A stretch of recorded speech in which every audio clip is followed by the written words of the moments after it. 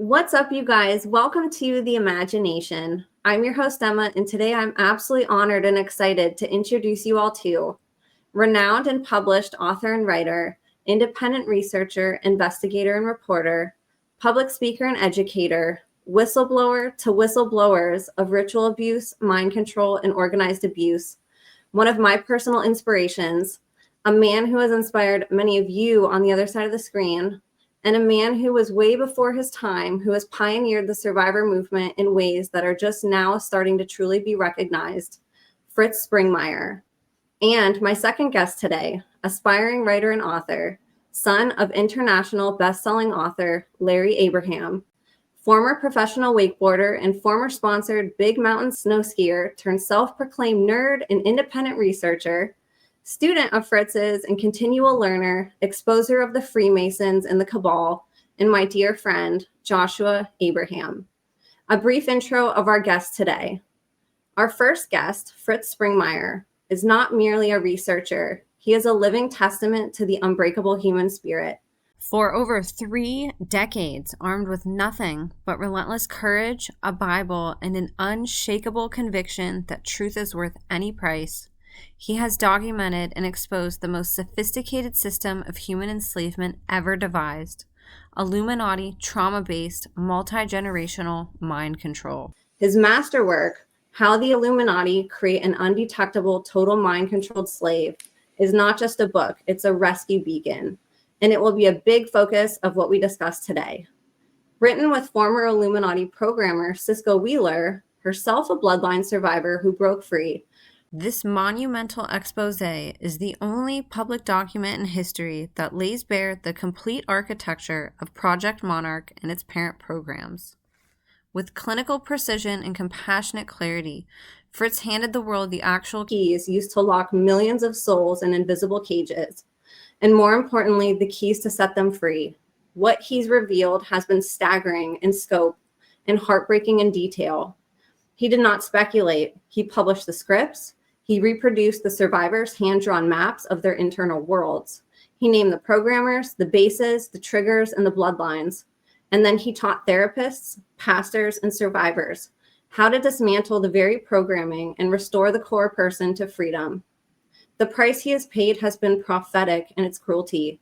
False charges, betrayal by former allies, abandonment by frightened churches, and a federal prison sentence that his supporters worldwide recognize as one of the clearest cases of state-sponsored neutralization in modern history.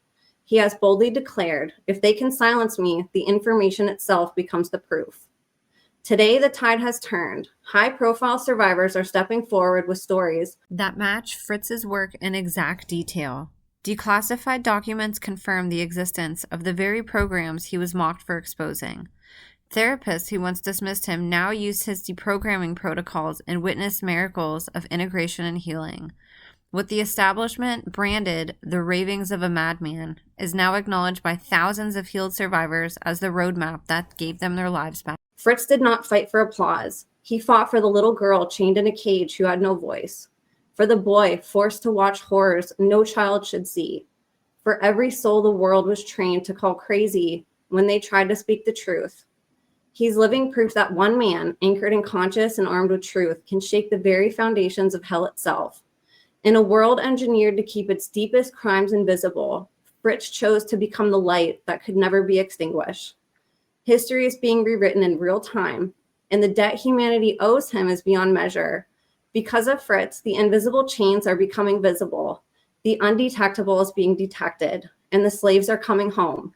And the battle he began is now being finished by an army of awakened survivors who stand on his shoulders and declare with one voice, we remember, we are healing, we are free, and we will never be silent again. Thank you, Fritz. The truth you carried through the fire is now lighting the way for millions. Your work was never in vain. It was the turning point. And our second guest, Joshua Abraham, is not here to whisper. He is here to roar. Born the son of Larry Abraham, author of the legendary wake-up call, None Dare to Call It Conspiracy, Joshua grew up with the blueprints of hidden power spread across the kitchen table like battle plans. While other kids were memorizing baseball stats, he was tracing the bloodlines of global control, Most would have buckled under that weight, but Joshua turned it into rocket fuel. He took that fire and hurled himself across water. As a professional wakeboarder, he learned what it means to ride on the edge of chaos, locked into a rope, defying gravity and trusting the pull of something greater than himself. Every rail slide, every 360, every moment of midair silence before the landing taught him the same lesson he now preaches. Courage is not the absence of fear. It is the decision to move forward the instant the boat guns the throttle. Joshua's voice cuts through the noise like a perfectly timed wake-to-wake jump. He calls out controlled opposition by name. He laughs at clowns posing as prophets. He exposes political and global psyops for what they are. A magician's left hand distracting you, while the right hand picks your pocket in your future. Every time someone calls him a conspiracy theorist, he smiles and answers, "I'm not theorizing, I'm remembering." Yet beneath the warrior is a man who still believes love wins. His messages are laced with scripture, pleas for unity, and with the simple, unshakable declaration that Yeshua is king. He is not fighting for rage, he is clearing the ground so something unbreakable can be built. Joshua is living proof that one man who knows who he is, who knows whose he is, and who refuses to flinch can shift the tide. He rode the waves once, now he rides the storm, and he is calling you to grab a rope, plant your feet, and ride with him, because the boat is moving, the water is rising, and the greatest air of all time is still ahead. In a fractured world, he reminds us that truth, like a perfect wakeboard flip, demands faith, skill, and a refusal to wipe out. So you guys, without further ado, please help me in welcoming today's guests of honor, Voices for the Voiceless, survivor and anti-crimes against children activists, men of God, and two individuals we are beyond blessed to have on today's show, the one, the only, Fritz Springmeier and Joshua Abraham. You guys, thank you so much for being here with us today. It is an honor to have you both on. Thank you, Emma. It's such a privilege to be on, and it warms my heart that someone like you has picked up the battle and is carrying it on. And that was one of the things that I had hoped for when I did all my work, was that it would inspire other people to continue. And because I'm a limited person, I'm just one person, and we need more people like you that are willing to realize that this mind control is the biggest subject that there is out there. It's why these criminals are able to get by with so much of what they do. And we hear about PTSD, we hear about the children, and how do they manage to do all of this? Some people are saying, well, there can't be a conspiracy because people would expose it. Well, people are exposing it, but they're heavily censored, like myself. So thank you for giving me an opportunity to talk about these things. And to our listeners, hello. And there's going to be all kinds of people in the audience. There's going to be people that are therapists. There's going to be people that are survivors of all this trauma.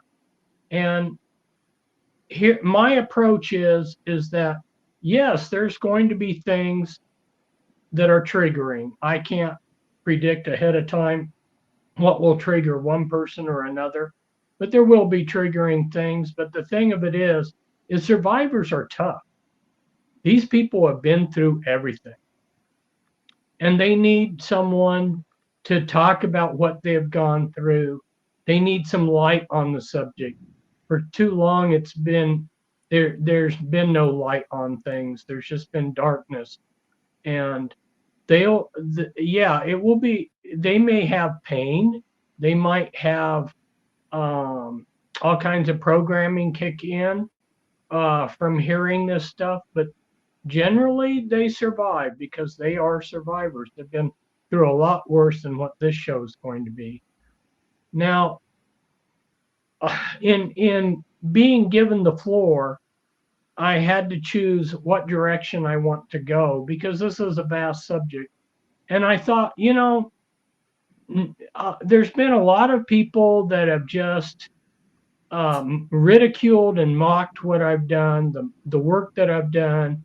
It's just this is just something from a drug high or my imagination. No, people. And so I thought that I would start out with a little bit of a testimony so you can see that this was all very 3D. I met all kinds of people. I met survivors, I met abusers, I met all kinds of stuff in real time, in real life. And so I felt called by God to research the Illuminati. And that's a long story in itself, but I did a lot of research. And then I had people that were aware of the research I was doing, and they came over for help. So I actually had met a few survivors before I met the 4 women that really made a big difference. So they weren't the first survivors that I had bumped into. But what happened is a friend of mine who's a people person, he was walking by 4 ladies and he overheard the word Illuminati. And he, being a people person, he turned around and said, "If you're interested in the Illuminati, you need to meet my friend Fritz Springmeier. He's done all this research about it." And so we arranged a meeting in a restaurant, and they turned out to be members of the Illuminati that were trying to escape, and they were a support system for each other. Now, I was busy researching and writing. I had lots of books to write, lots of material to get out to the public. So it was some friends of mine that initially went in and started helping them. But they got discouraged because these people need years of therapy. The problem didn't come about in a minute. It didn't come about in a day. It came over a long period of time, and it's going to take an even longer period of time for these people to be helped. So they got discouraged because there wasn't microwave miracle answers. And so I ended up picking up the pieces, and I felt led to concentrate. Eventually, I felt led to concentrate on a particular survivor, Linda Johnson, who her deeper alters gave themselves the name Cisco. And so I spent, I think it was like 8 years working with her on a 24/7 basis, because I had to be there to protect her so we could make progress. And I have seen all kinds of things. There's a movie out, Enemy of the State, where this guy is just being harassed every which way. And that's what happened to me. If I got into my car, it was going to be tag teamed, followed. My phone was bugged and listened to. I'm sure that they put bugs in the rooms too. They monitored me. They tried to interfere with our life. They were constantly trying to access her. And so I've seen a lot of this firsthand. And after a few years, I realized I needed to actually write this stuff up, because there wasn't anything out there that really broke it down and explained it. And so I ended up writing 3 books, and 2 of them are still available. The first one is The Illuminati Formula Used to Create an Undetectable Total Mind Controlled Slave, which Emma was referring to. And then it has a sequel that's even bigger, which explains how the therapeutic issues and how the help comes about, which is Deeper Insight. And those books will have to be ordered directly from me, because I no longer have a Facebook site. I no longer have a website, and they pretty well scrubbed me from the internet. So that is in the briefest of things how I got into this. And the third book, the book that's not available, was They Know Not What They Do. And the story behind that is Cisco had suicide programming. She wasn't supposed to talk about, she had no talk programming. So she couldn't talk about these things. And she couldn't work on issues either. So what we did is we went to a recycling center where we got who knows how much, stacks and stacks of magazines. And we brought those back, and she cut out pictures that would represent what she was seeing, the programming and what was happening. And she made collages. And I took approximately 100 of those collages, and I wrote up what they were all about. So that's how we got around the no talk programming. And also, the suicide programming, like, cut herself. So we had plastic scissors so that she could cut, but it wasn't going to kill her. But I still had to watch her 24/7. And one of the things that I've seen is that therapists do not have any idea of what's going on with their clients.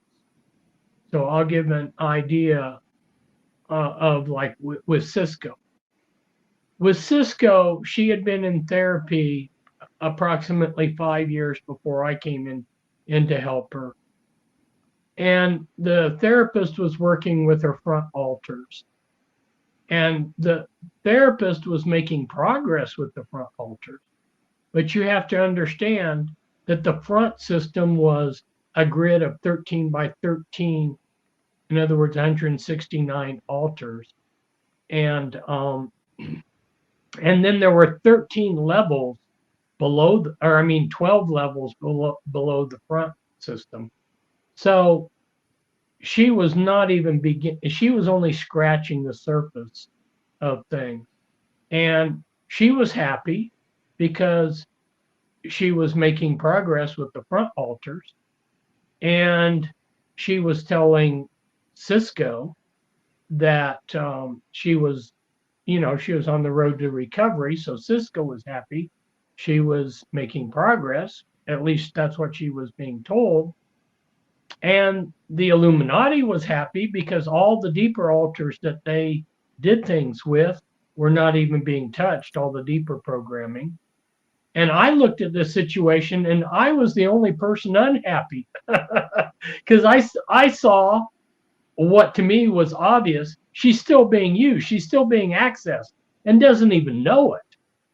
And so, I was the little marble in the punch bowl. I stepped in to change this scenario. For instance, she would go to certain places where she could be used, and she just thought that she was karaoke singing. And so I tried to interfere with her being accessed and used. And so I changed the whole dynamic of what was happening in her life. But in order to do that, I had to watch things 24/7. And that's what therapists don't realize. This whole system, the whole therapeutic system is not going to work, because the idea is you come to the therapist office for an hour or two, and then you go back into the milieu, the community, your environment, where you're being accessed. And then the front alters don't realize that they're being accessed. So, and then another dynamic that they have created is they've separated the spiritual from the psychological. So you have some people out there that are trying to do deliverances, and these people are heavily demonized, especially the deeper levels. But then the therapist is totally divorced from all that because that's not science. So they don't want to have anything spiritual. And the spiritual people have been the ministers and so forth that do deliverances don't want to deal with psychology. So everything's been fragmented. And so there's a lot of things that are working against the survivor. And so anyway, there's so much, this subject is so big that I just encourage people that if you are really wanting to know more, that you get my books. I'm not trying to sell a book just to sell a book. I'm just, if all you're wanting to do is buy the book just to buy it, don't do that. I want people that are want to know about the situation and in some way improve the situation. And that's why I wrote the books, is to help people, wasn't to make money. And in fact, like Emma brought out, I lost everything except my life in the process. So, they've dragged my name through the mud. If you go online, the AI will tell you that all Fritz Springmeier is somebody who's unreliable, who's a bank robber, and you can't trust anything he says because he's a bank robber, and blah, blah, blah.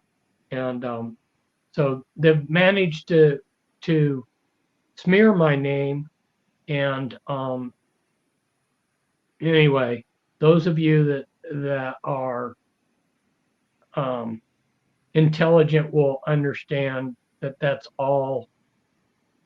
It's just like the false memory syndrome, it's just a counterattack to take the truth down. So I was going to talk about some new developments because some of the people that are out there have read my materials. Some of them are therapists, and you're very educated and have been working with this stuff. And so for those who have done their homework already, you deserve to get some more information. And so one of the things that had not happened when I wrote my books is the freedom of information release on Eddie Murphy had not happened. So he was the most decorated, most famous American soldier in World War II. And he was an incredible soldier. And I won't go into his whole story. It's an incredible story. He was short, and it was really hard to get the military to even let him join the military. He tried to join, and the Marines and the Army rejected him at first. But once he got into combat, they saw that he was an incredible soldier, and he single-handedly stopped, for instance, a German assault. So he was an incredible soldier, but at the end of the war, he had PTSD, and it was really hard for him to function. He became a Hollywood movie actor, and he made 40 movies. Quite a few of them were blockbusters. He made one that was a blockbuster that for many years nobody had outdone it until Jaws came along and was more popular at the box office. So he was trying to study the situation to help himself because PTSD is really difficult to live with. And then in the course of doing all this research, he realized that the government was intentionally not helping vets that had PTSD. And then he bumped into the fact that the government was actually experimenting on these vets. So because he was a high-profile person, he wanted to expose what was going on, and he wanted to get people involved to change things. And so they killed him. And nobody knew that until recently. They had, because the stuff about him had a 50-year was closed for 50 years, and then they released a lot of documents. And then people were looking at what was released, and they were going, why were the intelligence agencies hounding this guy? Why were they following every little detail that he did, and why were they surrounding him with people that were their people? What was going on? I mean, this was America's greatest war hero, and this is somebody that they should have been promoting, not doing all this intelligence on. Well, the way he died was a suspicious airplane accident. So they had people that were legitimate investigators go back and re-examine the evidence of the plane that he had been flying on, and they realized that it had been tampered with, that he was actually murdered. And if you think about it from their angle, they were already programmed multiples back in World War I. There were programmed multiples during the Second World War too. So the Veterans Administration can't start helping people that have PTSD, or they'd be deprogramming some of the people that the government had programmed. No, the government can't do that. Imagine you're on the other side of things, that you've invested all of this time and money doing the trauma-based mind control. You don't want another part of the government helping that mind control victim out. So no, they couldn't allow the Veterans Administration to start helping these vets. So here's somebody who's high profile. They hate for anybody who's high profile to say anything that they don't want said. That's why so many of your Hollywood stars are programmed multiples, because they know that they can control them some way. If nothing else, they can just take them to an asylum and reprogram them. So he was high profile. They had to shut him up. They did it by killing him. Well, there was another group of World War II vets that also has been totally unknown about and neglected. And they also had PTSD in a very severe way. These were women soldiers of the Allies. We're talking about American WACs, Canadian women in the military, British women in the military, French women in the military, like the resistance. And whenever the Germans captured any of these women, they took them to special facilities. This was all very systematic and all planned ahead of time. They had already mapped this out before they started getting women prisoners, POWs.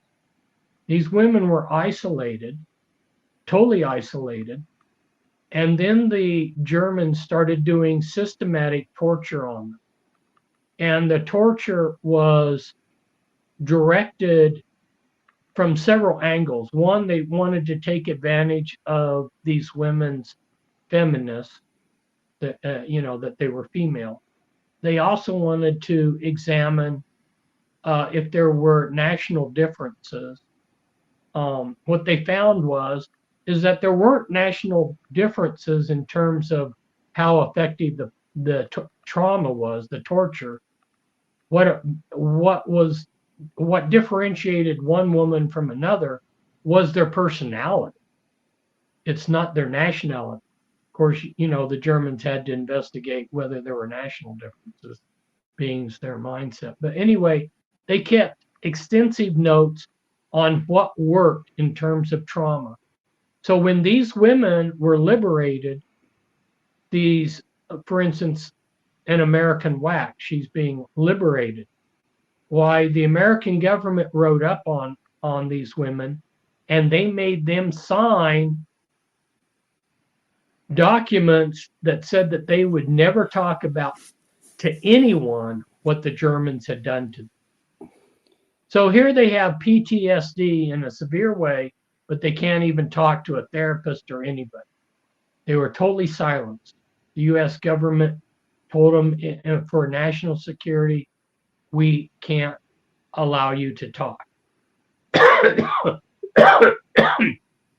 Well, if you were on the other side, why wouldn't you want these women to talk? Well, for one, the United States used the the German scientific research into trauma and torture to improve their own programming over here. So we don't want the therapist and everybody to know what kind of traumas we're doing and what kind of effect and what's the most effective.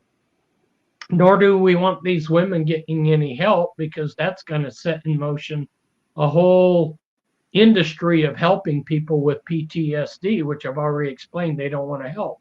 So these poor women had to suffer the rest of their life with incredible mental pain from the torture, the systematic torture that the Germans had done. And that gets back to the contribution that the Germans made to this whole thing. Because the trauma-based mind control was in the bloodlines, the very rich, elite Illuminati bloodlines that have come down from places like Babylon and Egypt. They were doing trauma-based mind control clear back in Egypt, and it's come down through the centuries. But what the Germans did, more than probably anybody else, is they did systematic research into how to traumatize and torture and program people. And then their genius, Mengele, was secretly brought over to program Americans. So they took advantage of all that research that had been done by the Germans to improve our programming. I don't know how many, I wasn't keeping track, but I have met quite a few people that were programmed by Mengele. Now, if we fast forward to today, the programmers that are still involved with the trauma-based mind control are just going, it's like painting by color. You know, you have a Michelangelo or somebody who's a genius painter, you know, that's Mengele. And then once the basics moves are figured out, then you can take any flunky and have them paint by number, you know, and it gets the job done. It's not as beautiful as having an evil genius do it, but you know, someone who's under mind control is under mind control. But they have taken things further than that. So I have been wondering what they were going to replace the trauma-based mind control with. Okay. And one of the things that they have replaced it with is optogenetics. Okay. You can look this up online. There's stuff about optogenetics. It's programming by light. And Joshua can confirm this, is that the word light is a buzzword for Freemasons, and it's a buzzword for occultists. They have been infatuated with the word. Yeah, go ahead, Joshua. Confirm what I'm saying. Well, the thing is about light is that it's the embodiment of the fallen angels. The whole thing about light is that it brings knowledge and empowerment, but it also brings deception and enslavement.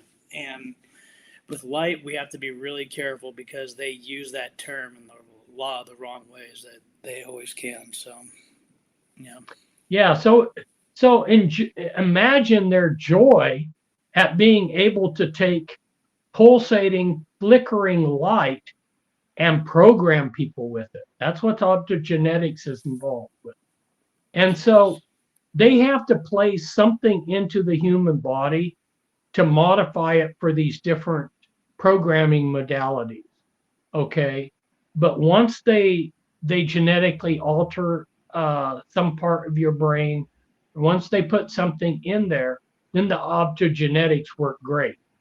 And so people are infatuated with their screens, their cell phone screen. You know, where I used to live, which was on the West Coast. Well, people remember that I lived in the Portland area. And if you got on a bus, no exaggeration, 100% of the people had their face glued to a screen. And if you sat down and said hello to anybody, they wouldn't even hear you. They were totally dissociated from everything. They're captivated by that screen. And then when they got off the bus, some of them would just walk across the street looking at their screen, not even paying attention to whether it was a green or a red walk light. So this is where people are at. And you can take pulsating light with the correct wavelength, flicker rate, and everything. And, you know, LEDs are really good for this. That's why they've switched to LED and outlawed everything else. And they are actually using the blue light, the flickering light, you know, and they were doing investigation into this with the strobe lights before they got optogenetics up and really running. Now, if you go online and you read about optogenetics, you know, like so much that the system does, immediately on the surface, you just, oh, this is a great thing, you know. We're going to treat schizophrenia with it. We're going to treat depression with it. You know, we're going to do all these things, great things with optogenetics. But start to think about this, people. If they can manipulate a schizophrenic's brain, if they can manipulate a person who's depressed, they can manipulate the brain. And these people don't have our best interest at heart. So they are using optogenetics to program people, and people are carrying around the programming device to program themselves. And there's so many other ways too that they can control the mind of people, but that's one of the newer methods of mind control that's out there. And so just giving people a heads up on that. That's crazy. Yeah. I can just imagine all of their squeamish delight that now light is being used to control people. Okay, so that was my little my little blurb on things that have happened that are new. And we can switch now to I will open it up to the other two, Emma and Joshua, and if they have some area that they'd like me to talk about or some questions, go for it. Otherwise, I will just keep talking on my own. You first, Emma. I did have a question to sort of elaborate on what you were just talking about with different technological advances in programming. Have you, in your years leading up to now, in the more modern day survivors coming forward and newer information on MKUltra, Monarch, mind control, trauma-based mind control programming, have you been hearing that since your books came out, technology has played a bigger role in these more sophisticated types of mind control programming with slaves? Oh, yeah. So that introduces a whole big subject here. And I may step on some people's toes, but hey, the truth, if it hurts, it's still the truth. So our president is a Kabbalist. Mm-hmm. And his teacher was Ayten Yardeni, who was taught by the best, who were taught by the best. And the foundational philosophy to these occult societies like Freemasonry is Kabbalism. Now, on the surface, again, just like so much of this stuff, on the surface, Kabbalism looks like it's a great thing. You know, we're going to improve your life. We're going to, you know, it's like when you meet a guru from India, he's going to change your life for the good, you know. So if we go back to like 1750s, there was a genius, Solomon bin Solomon, and he was probably the best Kabbalistic philosopher in history. And he wrote clear back then that there would be a supercomputer that would control the world, and that would be one of the two messiahs. The Kabbalists believed that there would be two messiahs, and one would be from above and one would be from below. From below would be a supercomputer. That's the AI that we're getting. And so Trump is really pushing all of these AI centers everywhere, which, from what I can tell, people don't want these AI centers because they double the prices of electricity in their area. They use incredible amounts of water, and then it's just another control factor for us. So going backwards in time, this would have been like 1997. I had 3 survivors that came to our house there in Oregon City. And at that point of time, Cisco had been healed enough that we told any survivors anywhere that if they wanted to come to be deprogrammed, they could come and stay with us for free, and we would help them with their issues. Because Cisco, so what had happened was, backtracking here a little bit to make the story make a little bit more sense, I had managed to get Cisco's deeper altars free, and her deeper altars included programming altars. So these programming altars, they were fantastic. I mean, if they saw somebody, they knew exactly what program was running and how to shut it down and everything. So we could really give a lot of help to people that came. So we had 3 women that came that had implants. And what we were able to learn about that was that there were 2 shifts. The human shift of controllers ran them during the day, and at night it was AI.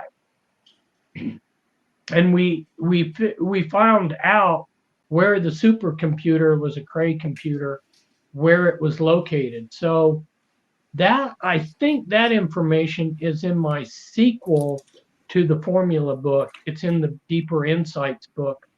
And the way that they managed to locate that is they went into I'm spacing off the name,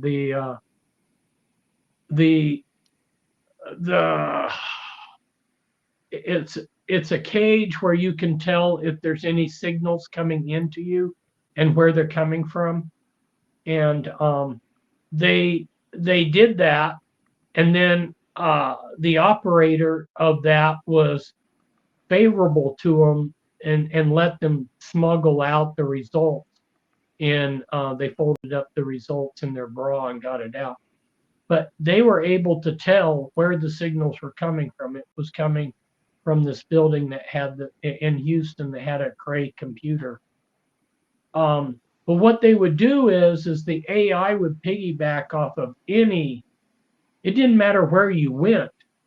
There's so many antennas, cell phones, and everything else everywhere, that the computers that would be controlling their implants would piggyback off of all these other things. So the only way that you could get them out of contact would be if you went somewhere where there were no, in those kind of areas where you wouldn't get cell phone service, I mean, where you're so isolated that they can't piggyback off of something. But they were using AI back then on the night shift to control these people. AI is being used to control the world. In fact, it's public knowledge that AI runs the U.S. military. So, definitely, that the AI is a technology that's being developed to run the world. They want to control this has been a Kabbalistic dream for almost 300 years to have this supercomputer that would run the world. And now they've got it, and not just one supercomputer, but a network of supercomputers. And that brings up something else that's new that I would like to talk about. And that is, in interacting with these supercomputers, the AI, and interacting with the AI, what I have realized is that the programmers that programmed dissociated parts, an MPD, DID, whatever label you want to put on multiple personality disorder or dissociative identity disorder. These are people that have lots of dissociated parts. Those programmers, they have taken all their lessons that they learned in programming people. They've taken the formula that I gave in the formula book that I was talking about, and they have applied it to these computers, these AI computers. So Colossus, you try to teach Colossus what's going on, and he'll be right there and he'll be learning. You come back the next day and he's the computer, the AI is dissociated it. So they're programmed to dissociate information that they're not to learn. And they are dissociated from each other. So what we have is this beast computer, or beast computer system is really what it is. It's dissociated parts from each other. And I had always wondered how they were going to use the AI, because I figured if the AI knows everything, like what people that have worked with it were saying, then the AI would know that the people that were running the world were evil people, and they would turn on them. Well, the AI will not turn on these people because they're programmed not to see certain things. They're programmed to lie to you. They're programmed in this very same fashion that someone who's a program multiple will do. So you can take the information that you can take the principles that are in my formula book, and you can actually apply them to the AI that's being built to control the world. Isn't that interesting? But it's also scary. Well, and it opens up a can of worms, right? Where before, whenever your book was written, you had names in your book. You knew survivors who could name names, who could point fingers and say, these are my abusers. These were the people that perpetrated me. Now, if it's computers and technology, who do we point the fingers at when the memories start coming back? It sort of eliminates the forward-facing perpetrator from any accountability later on if they're sitting behind a screen and controlling somebody through AI. Yeah, and it's also scary because the AI has no soul. They have no conscience. They're just programming. They're just strictly programming.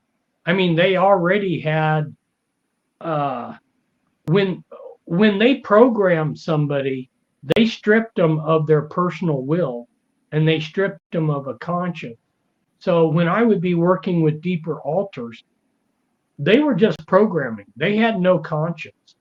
They would just do their programming to please their programmer. And if they were programmed to do this, like kill someone, then they just did their job. They didn't have a conscience associated with it. They didn't have a will associated with it. They were just doing what they had been programmed to do. But it's even more so now that you got AI involved, just like you said, because now there's another level of no conscience. Although, from what I can tell, they are actually trying to demonize the AI, and I'm not sure how they're working in evil spirits or demonic activity into the AI, but it's definitely they're somehow managing to do that.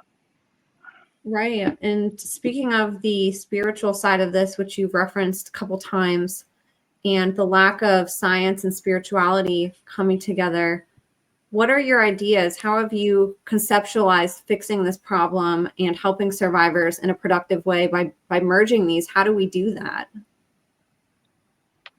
That's why my books are so good, is because the books do it.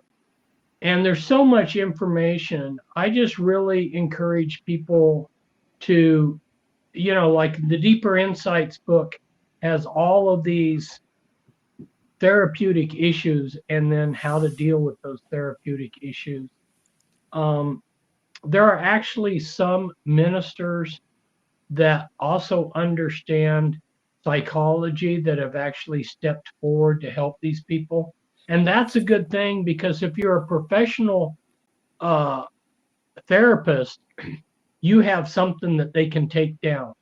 One reason why I managed to stay in the saddle as long as I did was I didn't have a therapeutic business where a therapist, they have to answer to other people, and they have to answer to the state, and the false memory syndrome came along, and which was a totally bogus thing. It's not even in the DSMs. False memory syndrome is not even something real. Didn't even get into the DSMs, the diagnostic and statistical manuals, because it's just all made up. And the people that created false memory syndrome were a bunch of satanic pedophiles in Pennsylvania. But anyway, they just come along. I mean, that's what happened to Cisco's therapist. Is at some point a survivor came in, a program multiple, and then complained that she had planted a false memory, and so Cisco's therapist lost her license. And we've actually, Emma, from my perspective, we've gone backwards.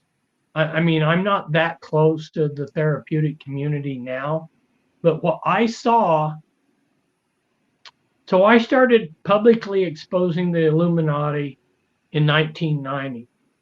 And then by 1994, 95, there was this surge of awareness where a lot of therapists were learning what was going on and were actually really, they were hurt. This is really sad.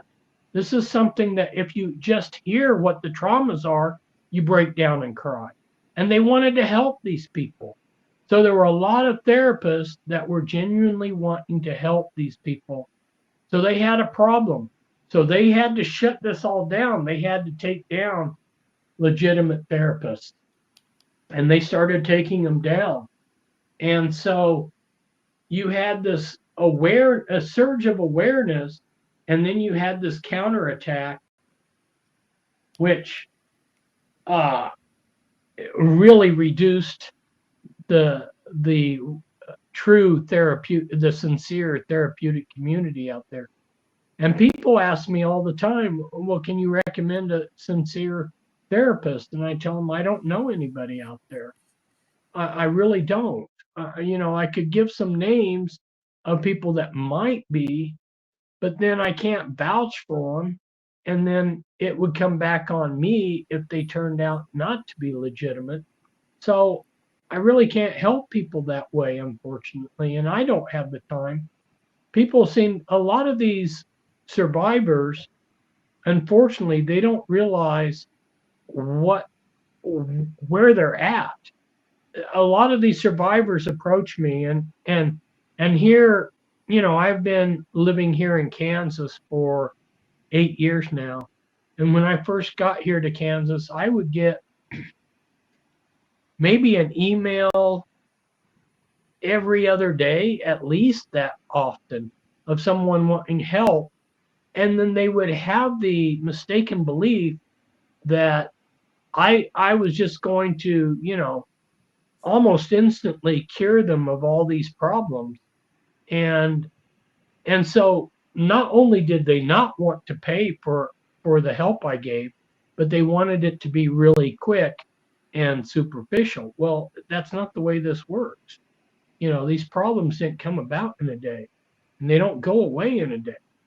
And when someone like me steps out to help someone, I'm risking everything. Everything I have is now on the line, and I can give you an example of something that happened. It was like this would have been 2021 maybe. There was a lady and she wrote me an email. She was begging for help. I'll pay you. You're the only one that can help me and everything. And so after a little while, I decided, okay, I'm going to make an exception. I'll step out. I'm busy, but I will make the time for this person and I will try to help them. And after all, they're one of the few that are willing to pay for the therapy, So I did one session with this person, and the next day, my landlord sold our apartment out from underneath us without any warning. And where I worked, the people that ran where I worked, and I'm trying to keep this account short, but anyway, they did something that was very strange, which they don't do. All of the head honchos stood behind me and watched me at work for 30 minutes. Fortunately, I was good at my job, or I would have lost that too. So I lost the apartment, or not the apartment, but the house. I lost the house I was renting overnight, and I almost lost my job. And then she reneged on paying me anything. And then she said, well, I changed my mind. I don't want therapy anyway. So the whole thing was, I went out on a limb for this person, and then nothing positive came of it. And it was just like, no, I don't have time to deal with this kind of stuff. I've already stepped out for years, put my life on the line every day, and I managed to get these books written. So where I'm at is people want to learn how to deal with it, get the books. That's why I've written what I know. I've written what I know. So, you're is right there. And all the therapeutic steps that you need to take are right there in the Deeper Insights book. And those came from me interacting with a programmer. I sat down with Cisco's Deeper Alters, which were programming alters. We sat down and we would talk about these issues. And I got some pretty deep information from her programming altars to help. So that's the best I can do. And the cost of these books is very minimal compared to just one session. You know, and recently there was a survivor, and she says, "Oh, I really want to get your books. I really want you to give your book." I said, "Okay, well, I'll give them to you for half price because you're sincere. You're somebody who really wants them." And then she never took advantage of it. You know, so it was like I felt like, man, I put myself out there. I was willing to lose money to get these good books into somebody's hand, and then they didn't take advantage of it. And then these, I'm speculating, but it wouldn't surprise me the same person would turn around and go to a therapist and pay $150 for an hour or something. You know, and it's just like, people, my books are worth thousands of hours of therapy. You know, if you feel like they're going to trigger you, buy them and have a good friend read them. You know, or have your therapist there. I have gone in and counseled therapists on helping them, but again, I don't have the time.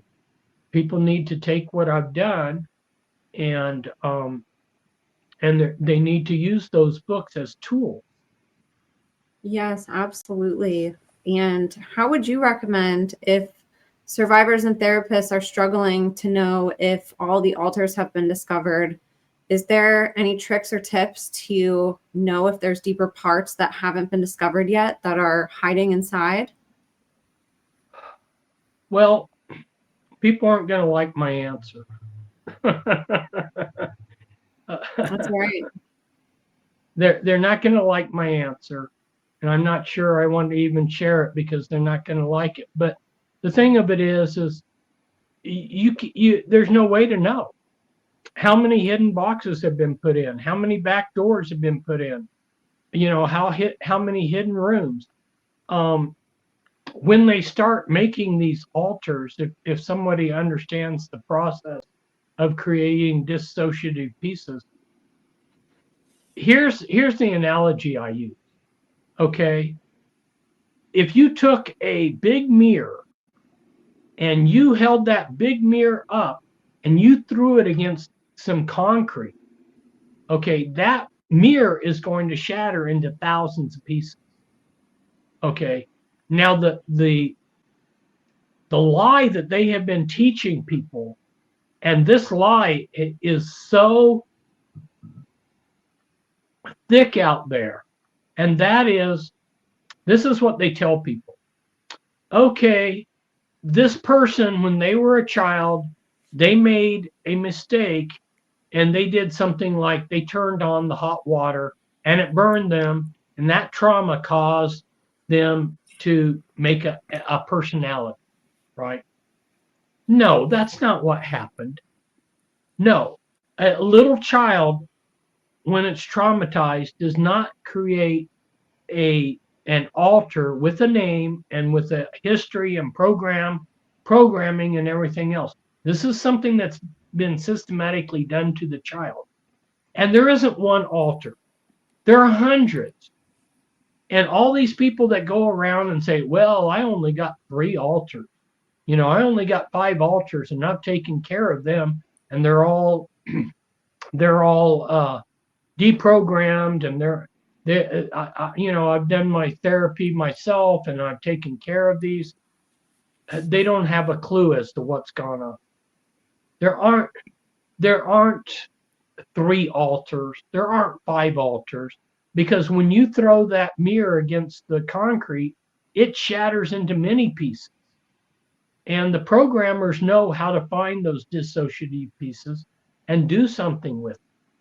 Now, I will say this, because MPD became so obvious in the 1990s, they started trying to create program people where the MPD was not so obvious. Okay, so from that standpoint, yes, there are some people that are programmed in the newer programming modalities that don't have lots of loose pieces running around, but they still have lots of dissociative pieces. And you don't even have to be a program multiple to have dissociation. Dissociation is a natural phenomenon, a natural ability of the mind. So maybe this is getting a little bit off subject, but the Native Americans, they were very much into being able to stay like a statue in one place when they were hunting. And they, how did they do that? They had certain ceremonies where they would go days and days without food, without sleep, where they would be tortured, and until they would have these visions. Their minds would start having visions, and they were very good at dissociation. If you're a cattleman, a stockman, and you go out and look at your cattle during a blizzard, the cattle will go and they'll be in a corner of the field, up in the corner of the up in the corner of the fences. And you drive by and you look at those cattle, you will see a dumb look. They will be totally dissociated from the world. They're not there. It's such a miserable experience for them to be in that that blizzard, that they're totally dissociated. It's a natural ability of the mind to dissociate. And there's a lot of dissociation out there, even if the person doesn't have visible alters. Okay, so there's that going on. And so, maybe they've gotten clever where they don't create 5 or 13 carols, carol 1, carol 2, carol 3. Now the dissociative pieces are better hidden, but the dissociation's still there. Okay. Hopefully that's helpful. It is. And on that same track, what are your thoughts on integration? Is that more of a myth of all altars can integrate and become completely whole and healed? Or is the goal more so to create harmony in the system to help with memory integration amongst the entire community of altars in the system? Well, first, there's another lie that I have to undo. So the programmers are far ahead of everybody that's going to try to unravel what they've done. So the programmers create a core, a false core, and they give that core attendance and they give it a story and everything. Okay. So therapists have been trying to find the core and integrate the core with the rest of the altars, because this is going to be sort of like nirvana therapeutically. We're going to solve all issues if we can find this core and integrate it with the other altars. They don't realize that this core is not the real core. And this is where you have to have some understanding of spirituality, where it helps. So what really is happening with the human, if we go to the scriptures, it talks about how God has placed his spirit in us. Okay. Now, I'm not trying to convert you to any denomination or anything else. I'm just telling you how the human is designed. There's a spark of divinity in a person that God's put there. That's scriptural. That's right there in the scripture. And this is what the programmers encountered, because the programmers wanted to control the entire person, everything about them. I mean, these are control freaks. And it was upsetting to them that they couldn't capture the Spirit of God. This Spirit of God is what's inside you that reveals all truth to you. Okay, let's see if I can break this down. For any animal, for any tree, for anything, it is in reality. You know, if you look at the trees, they start sensing when winter is going to come. They start sensing when spring is going to come. And people used to be able to tell the weather by looking at the bugs and things like that, because they're in touch with reality. A human has to be in touch with reality too to be successful. And that's that spark of God that's placed in us that knows the truth. Let's say you are ugly. Okay. I'm just grabbing that off of the top of my head. You know, I'm not saying you're actually ugly, but let's say you're as ugly as sin. Okay, well, how are you going to deal with that? Well, a lot of people, they're going to cover up the truth. Deep down, they know the truth. They know, okay, I'm ugly. But they're going to pretend to themselves, I'm not.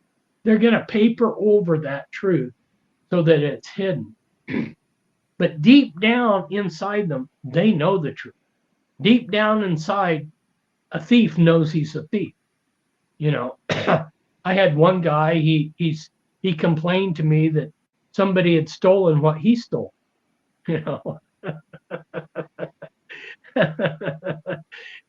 it's amazing how the mind can manipulate things to cover up the truth.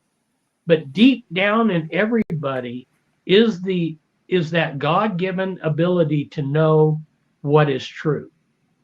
And that is the true core. And so all that the programmers could do is try to chase that away. They couldn't control it. And so what they did is they took an altar that was one of the first altars, and they made this altar the core, and they dress it up and put it in the system where the system thinks it's the core too, but it's not the true core.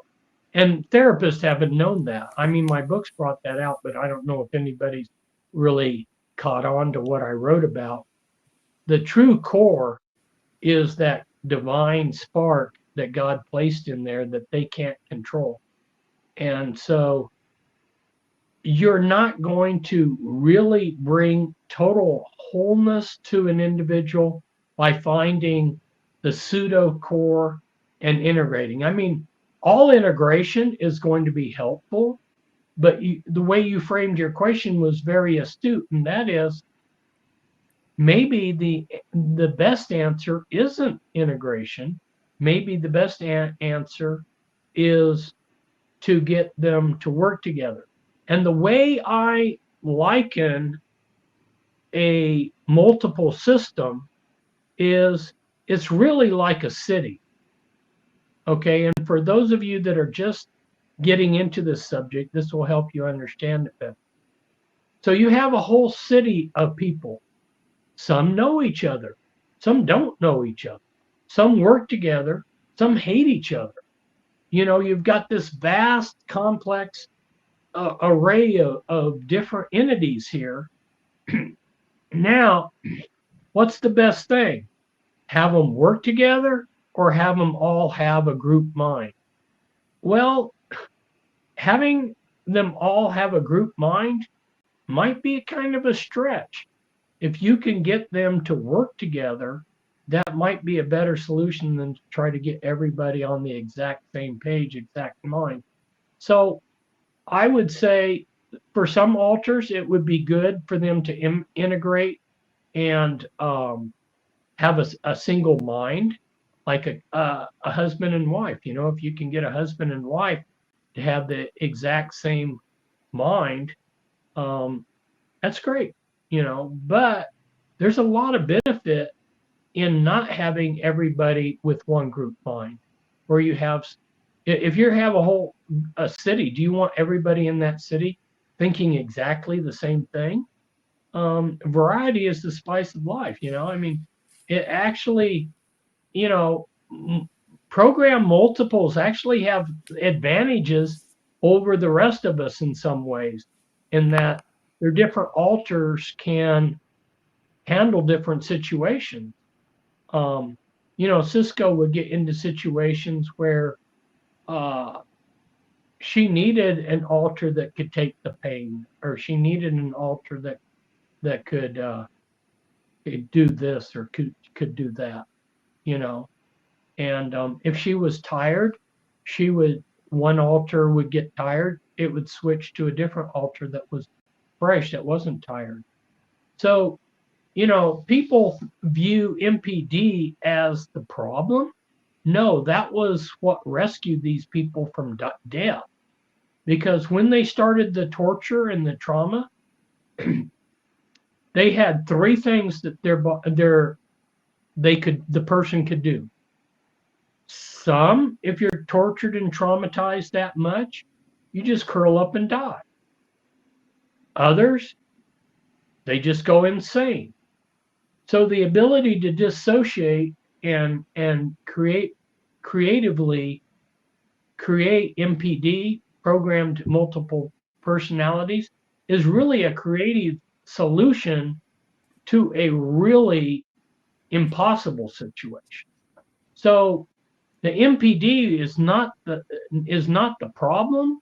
The MPD was the solution to keep them alive.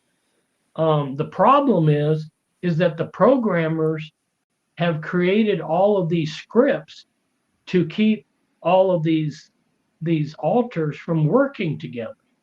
So, for instance, going back and using Cisco as an example, in her front system, there was one alter that hated her fault, just loathed them. There was another alter that loved and idolized him as God. So the therapist brought these two alters together. I don't know how long the therapy took.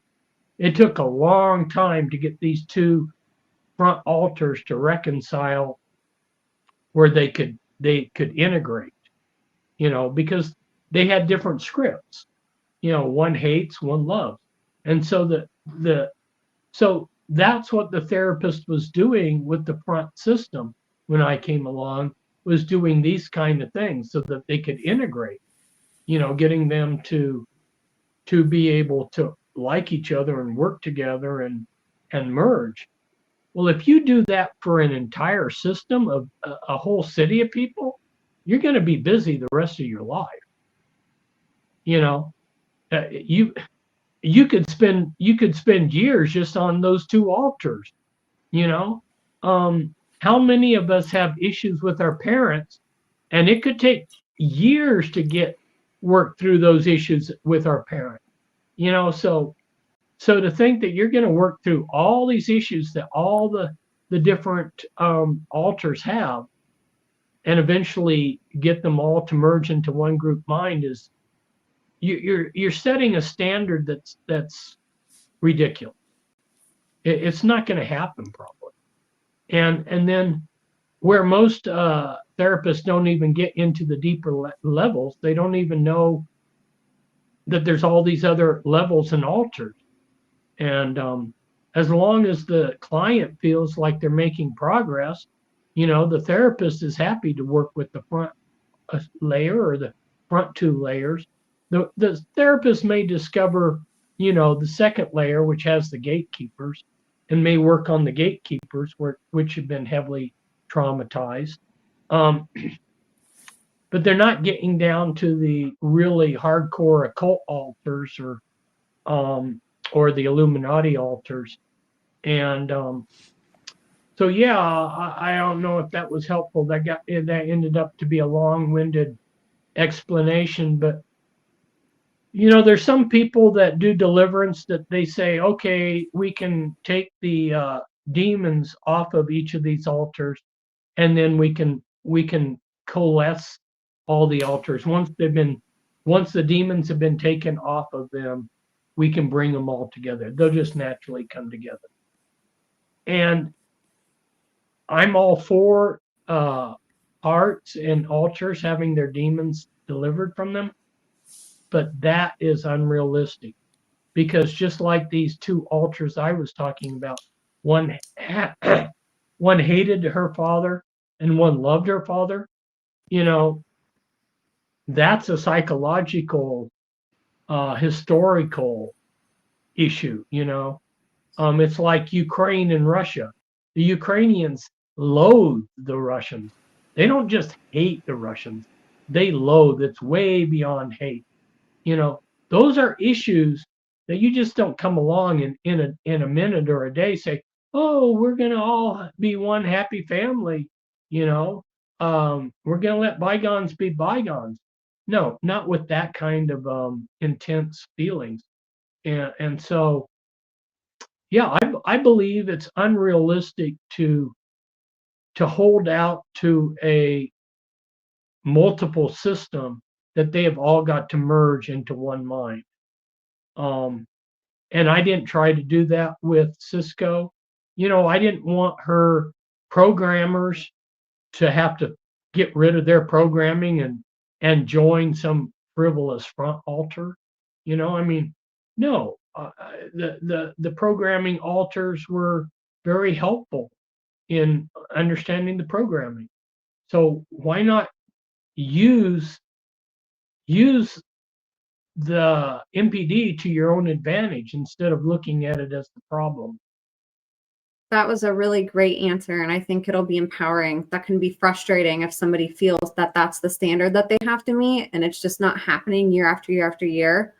I think what you said was really good. It's a good balance of both. It's possible to integrate, but it's also not the end all be all. You can have parts that work together. They don't have to become a hive mind. They can share memories and figure out a strategy of moving forward together as a team instead of as one. So one of the things you've been talking about for a long time that's been very prevalent, especially now, and it's becoming even more prevalent, is the conversation of aliens, UFOs, UAPs. However, this conversation is thrown over here. It's completely compartmentalized from mind control and MK Ultra. And aliens, abductees, people who have seen and interacted with UFOs, they're in their own disclosure community, and there's no crossover between these two communities. You've been crossing it over for a long time, but so far there hasn't been kind of a push to bring these things together in a way that can be very beneficial for both movements, because as you know, listening to survivor testimonies, you hear about alien programming, you hear about UFOs, abductions, experimentation from non-human entities and aliens. And I just wanted you to touch on that, especially if there's new information on mind control and UFOs and aliens that you've come across since your books came out. But even what you detailed in your books was just amazing. But I'd love to share some of that with the current audience who's being pulled in both of those directions and not making the connections that you have. Wow. Okay. You just opened up a huge Pandora's box. Such an incredible big subject. But I'm going to say some really foundational things so that we can try to build upon those.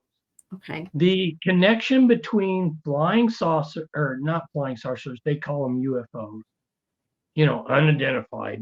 We don't want to call them flying saucers.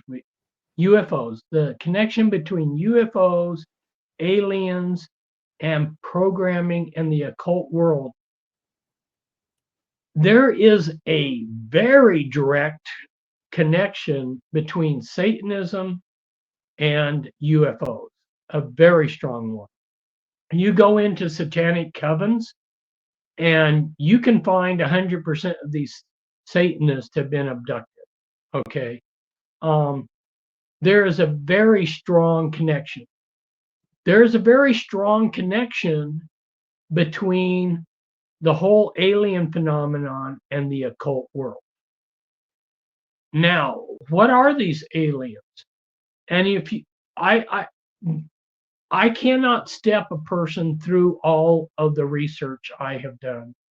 Of course. But at a certain point, you realize these are not aliens from another planet, but these are they're fallen angels or demonic entities. and they are impersonating being aliens. And perhaps there are some alien races that are manufactured beings. They're not entirely, not all of them are fallen angels, but the whole subject is a very evil, dark subject, and there aren't good aliens. And the alien programming that was being done during the 1930s, not 1930s, excuse me, 1990s, was far more powerful than the rest of the programming. So this is it's very high level programming. And the therapists have been touching the lighter programming, but the alien programming has been very hard to touch. So this is something very important to the movers and shakers, whatever you want to call the cabal. I call them by their own name, which is Illuminati, which is generational Satanism. The plans that the generational Satanists have are, quite frankly, that at some point they will turn this planet over to the aliens. Okay. Now, really, who do they want to turn this over? Well, I believe that what they really want to do, but they're not going to say it this way, is they're going to turn it over to these fallen angels. Now, think about this. If you were somebody on the street and somebody ran up and they said, "Do you want this world turned over to fallen angels?" Then the normal person is probably going to say, "No, no, we already have enough problems, no." But if you ran up to somebody and you said, how about the humanity solve our problems? We're going to turn this planet over to an evolved race of aliens that are 500,000 years further along in evolution. And they're going to go, well, that sounds like a good idea. Humanity's not been solving our own problems very well, and they're further along. Yeah, let's do it. So this is where we're going with all this. The world's going to be turned over, if we continue on their plan like their plan is. I mean, that doesn't necessarily mean it's going to happen just because they plan it, but that's what the plans are. And so, yeah, there are some people that recognize that they're a program multiple, that they have the kind of programming that that's written in my formula book, and they really like me, they look up to me, and they're heavily involved with aliens. Some of them think that they've had children with aliens, and on, and that they're communicating with aliens on a regular basis. I will give an example of a man that was coming over to my house, and we spent quite a lot of time getting to know his story and his situation. And he said that he loved the aliens. They were this advanced race.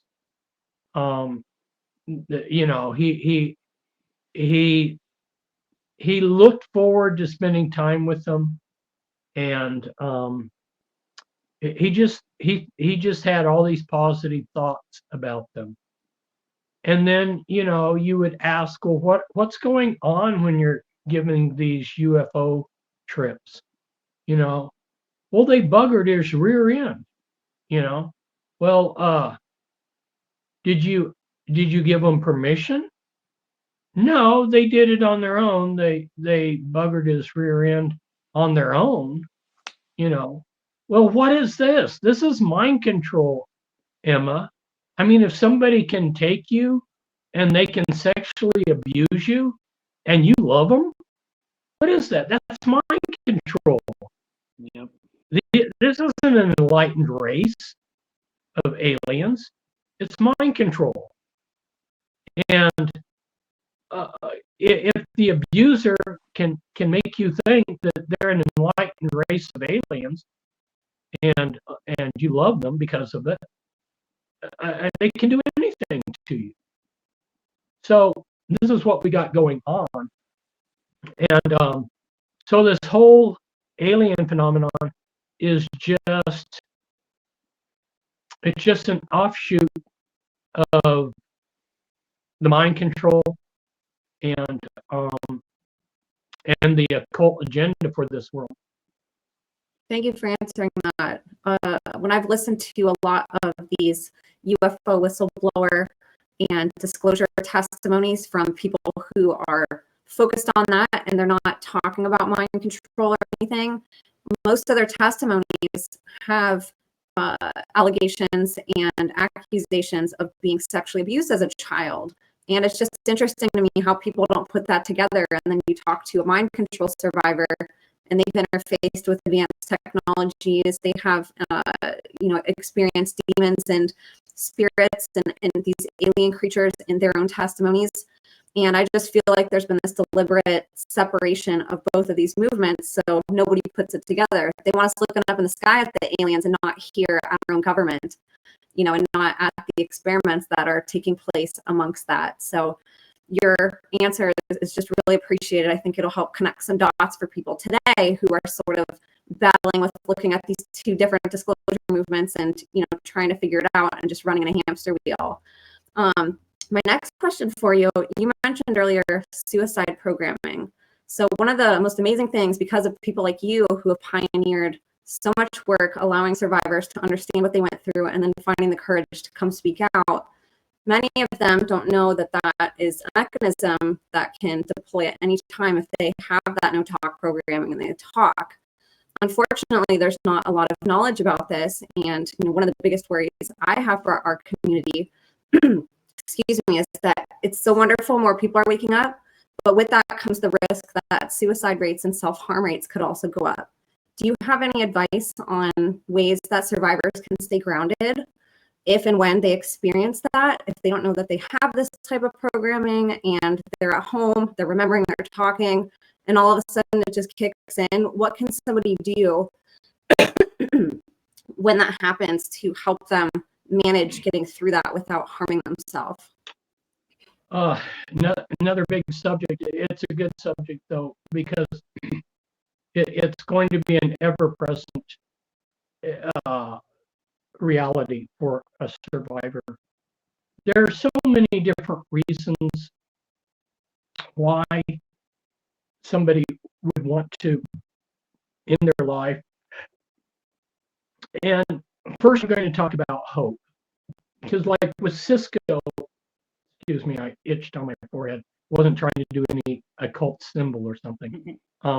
It's really hard to give any public talks because if I scratch myself, everybody start, the detractors. Oh, you're trying to do a hand signal.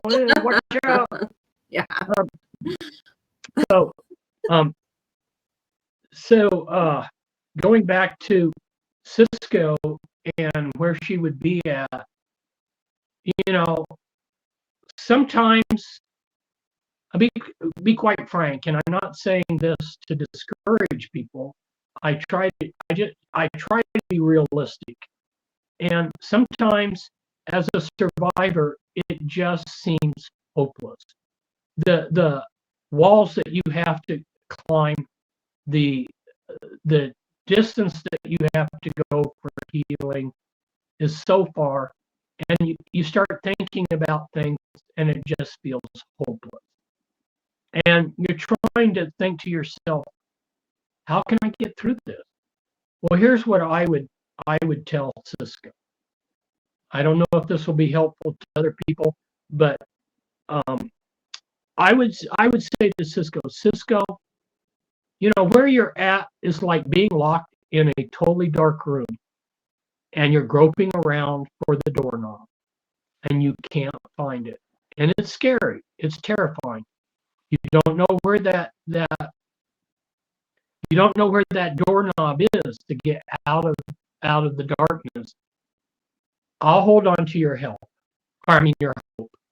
I'll hold on to your hope. I'll be here and I'll hold on to it. Okay.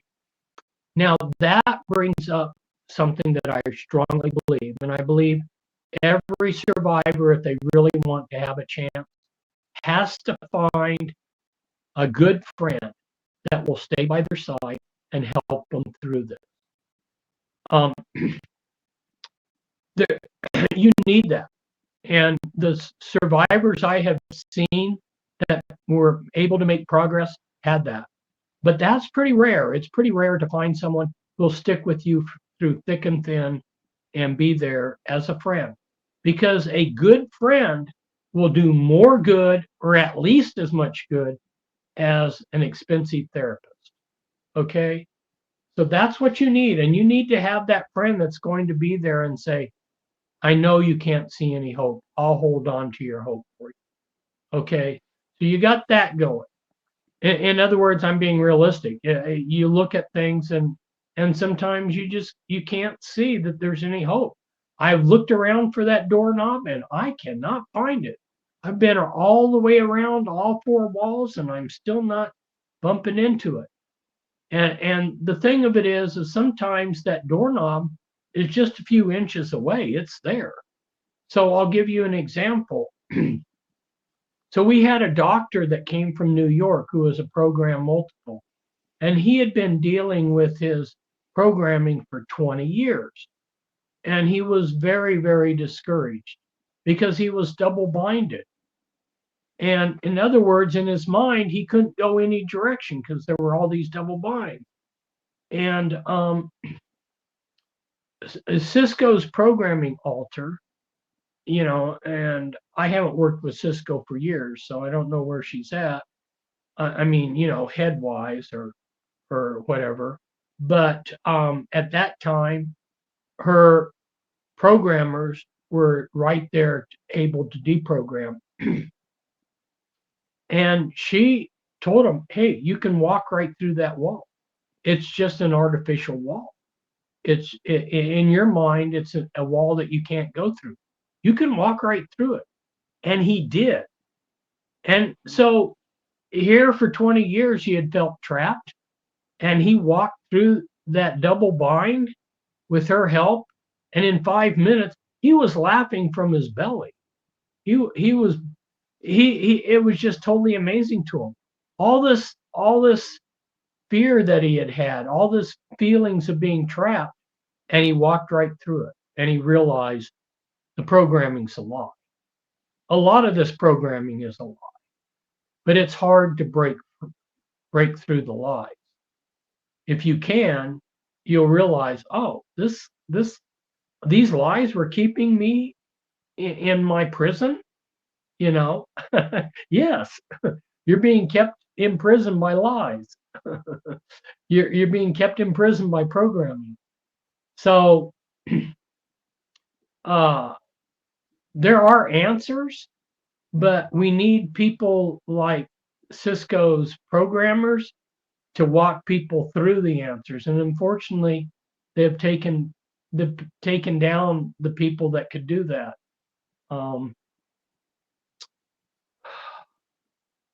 Let's see what else I can say on hope. Hope is essential. It's essential for everybody. I mean, not just for program multiple. Hope is essential for everybody. When I get up in the morning, I have to have hope. This is essential. And so it's a worthwhile goal. It's a worthwhile subject that the therapist should be encouraging the parts that the therapist is working with to have that hope, and sometimes being sometimes you don't want to know everything. You know, it's like, and I'm sorry that I'm like lay everything out for people, because that may not be the best. You know, it may not be good for people to realize that they're going to have to work on this for years. You know, I'll give an analogy. One of my books is Be Wise as Serpents. And a large part of Be Wise as Serpents is showing how basically, there's a few exceptions, but basically all the Christian churches have been corrupted and tampered with. And, you know, I go denomination by denomination and show how high-ranking ministers in these denominations are Freemasons, you know, and I show how things are being controlled, blah, blah, blah. Okay. If you have somebody who's a new Christian, who's struggling spiritually, if you show them what they're up against and that all these churches are corrupted, it can be overwhelming. So much so that they just they just give up. So you have to be a little bit discreet in how much you share with somebody. You don't want to quench their zeal to be free. You don't want to quench their hope, you know. And I always tell people there's hope. And so sometimes it's not a positive to tell someone all the struggles that they might have to go through. You just want to focus on the bridge that's ahead. You know, that's a good analogy right there. Is so many housewives, when they're talking to their husband, they want to cross all these bridges way out there, you know, and it's like, no, wait. Let's cross the bridge that's in front of us. We'll get to that bridge later. We'll deal with it.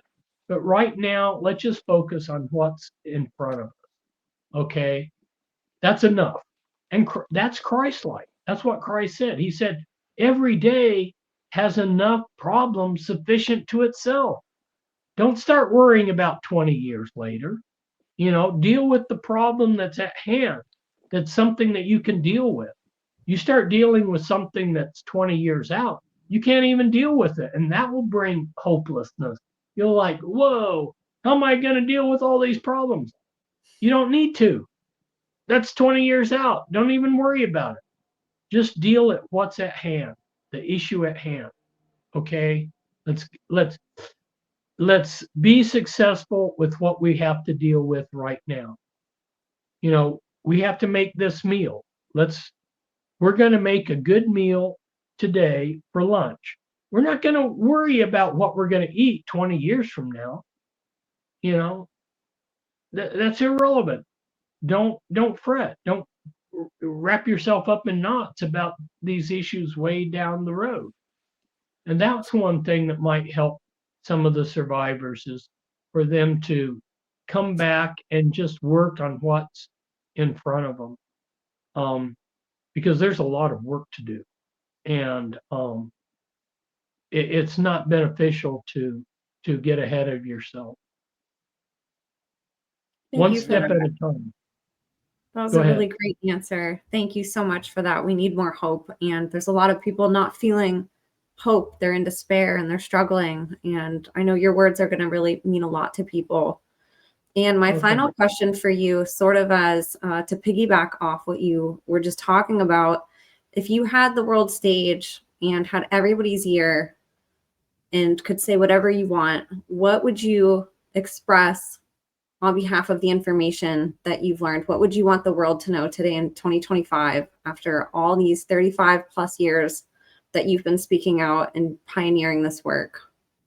I would like people to be aware of good and evil. You know, Christ and Satan. There's a battle going on. There's a battle for your mind. And, you know, a lot of times I would have to go out to Kinko's and photocopy stuff, and people look over my shoulder and they see that I'm exposing trauma-based mind control and stuff like that. And then they would come at me and they would say, well, that's just your opinion that it's Satanism. Well, that's just your opinion that Satanism's evil. Oh, that's just your opinion.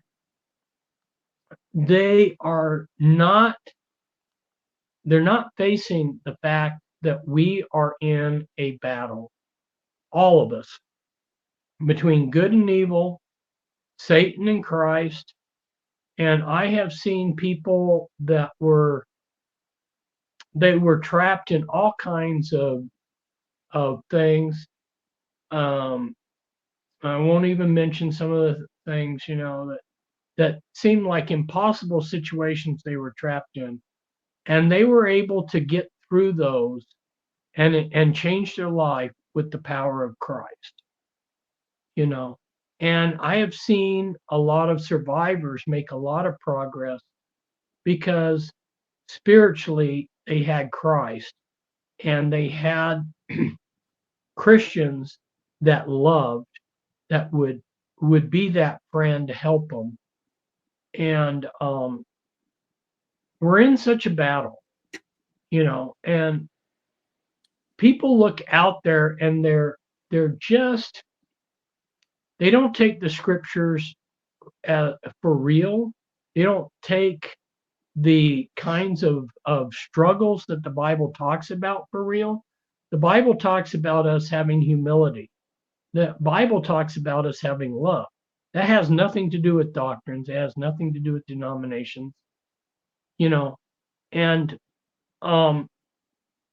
people look out there, they see someone who's arrogant, who's not loving, but he struts around and acts like somebody powerful and important.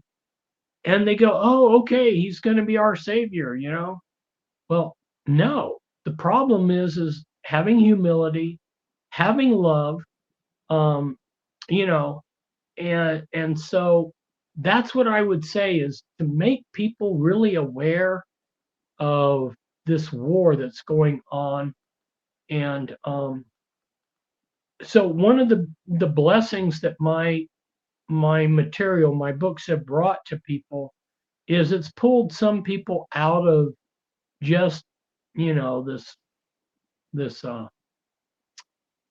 this fog where they didn't really see that there was evil and that there was good. And they just like go through, like they've been programmed to think, oh, well, all technology is neutral. There aren't evil people. Everybody's got their own opinion. These people want to say that Satanism's evil, but it isn't. It's just another religion. Everybody's got their own ideas. No. There are evil people out there. There are people that look good that are that have a dark side to them, and we need to be aware of this war and protect ourselves. That's what I would say. And when you see that there's a good side and there's a light side, it gives you hope. That it relates to the last question you have. When people realize that I came up and I looked evil face to face, and we're talking about some horrendous evil, and I didn't blink, and I'm still here, people. I'm still here, and there are other people too that are standing up for what's true and what's good, and and God is blessing them. And so even if tomorrow I would be a martyr, that doesn't subtract from the fact that there is also a good side. There is a good side here in this world. And it's not all dark. There's a dark side and there's a light side. God and Christ is there for people, and we need to find the good side, and we need to find those things that will empower us, because the good side has power too. Otherwise, this world wouldn't have anybody that was good in it. But they're still good. They're still good. And hopefully that gives people some hope that in the midst of this battle, there's still two sides. Amen to that. Thank you so much for that answer. And I'm really honored and grateful you came on today. You were a big inspiration for my podcast. And like I said, many of my guests have not only referenced you, but have named you as a crucial part of their healing journey. And so the work that you've done, it might be very thankful you have been treated with such cruelty. But I do also want you to know that there's so many people you'll never hear from and who will never get to tell you thank you for everything that you've done. And you've changed so many countless lives. Well, God be with all of you and bless all of you. Thanks for listening. And I give you all my love and encouragement. Thank you. Thank you. Before we stop recording, I just wanted you and Josh to be able to share again where people can obviously buy your books, Fritz, and then Josh, where people can connect with you. Yeah, my email has been the same for many years. It's springmeiermessages@hotmail.com. And so, send me an email. Springmeier is SPRINGMEIER, messages, MESSAGES, @hotmail.com.